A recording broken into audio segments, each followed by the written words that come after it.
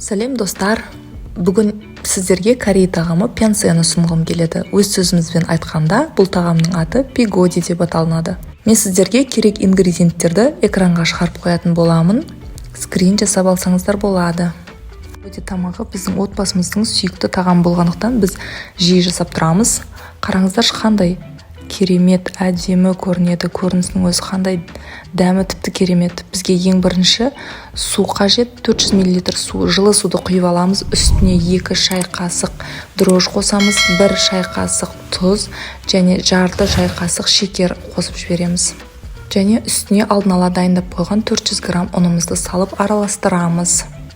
Біраз араластырып болған соң үстіне 3 ас қасық сұйық майды құйып, одан ары қарай қамырымызды илей береміз.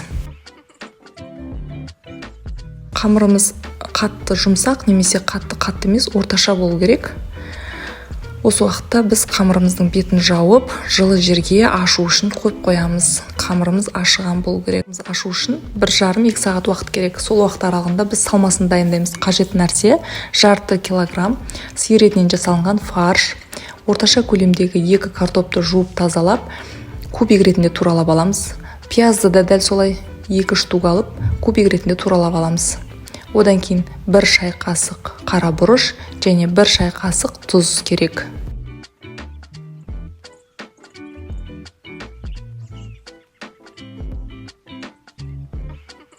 Ең алдымен отқа кастрюлямызды қойып, май құямыз. Бұл жерде шамамен, мен көзбен өлшедім, шамамен 3 ас қасық май құямыз. Үстіне фаршты саламыз, қуырамыз, қарап тұрамыз. Қызыл еттері жоғалып, өзі біркелкі қоңыр болған уақытта үстіне ең бірінші пиязды саламыз, қуырамыз, араластырып отырамыз. Одан кейін картопты салып араластырамыз және тұз бен бұрышты салып тағы да араластыра береміз. Түбі жабысып қалмас үшін оты бәсеңдеу болу керек. Біраз араластырып болғаннан кейін бетін жауып 10 минутқа отқа қойып қоямыз. 10 минуттың ішінде қатты пісіп те кетпейді, бірақ сіздің салмаңыз дайын болады осы уақыт аралығында. Одан кейін ашқан қамырымызды ашып қараймыз. Міне дайын болған екен біздің қамырымыз. Біраз илеп аламыз столдың үстіне қойып. Илеп, жайып, өзімізге ыңғайлы етіп ұзынша қылып істеп алдым мен. Және қамыр бөлгіш ыдысыммен қамырларымды бөліп шықтым. Менде 15 штук, яғни 15 дана бөлікке бөлінген қамыр пайда болды.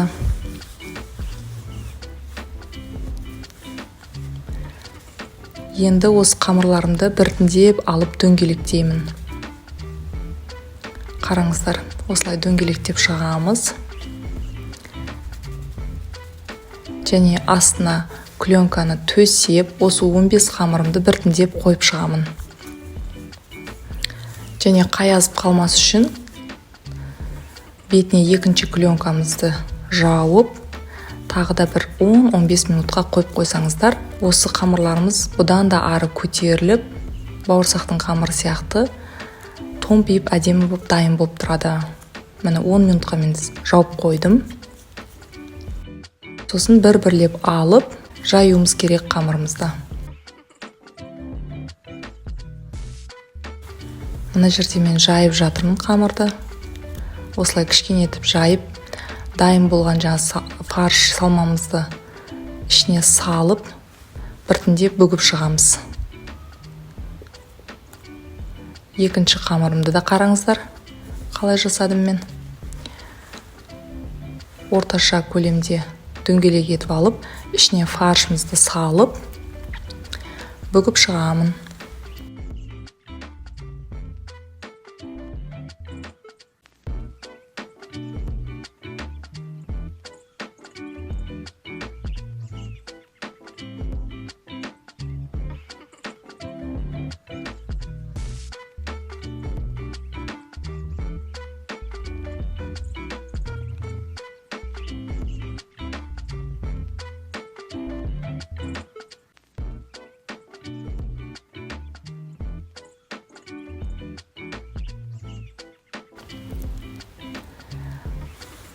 және де мантываркамның бір листін алып, соны майлап аламыз.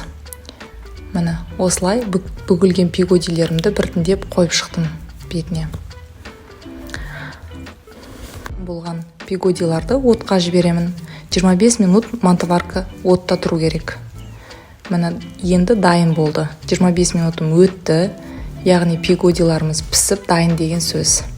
Қараңыздар, қандай әдемі болып шықты. Біздің сүйіп жейтін бүгінгі тамағымыз дайын болды.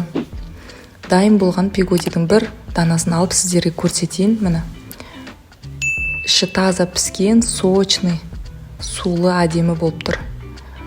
Осы пигодидің бетіне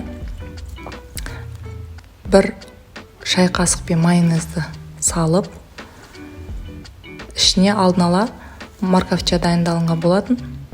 Мен өзім жасамадым, бұл магазиннен сатып алынған. Марковча, яғни сәбіз, салаты. Осын салып жейміз. Міне, пигодиміз бүгін столға беруге дайын. Ас болсын, қыздар. Рецепт бойынша дайындап көрсеңіздер болады.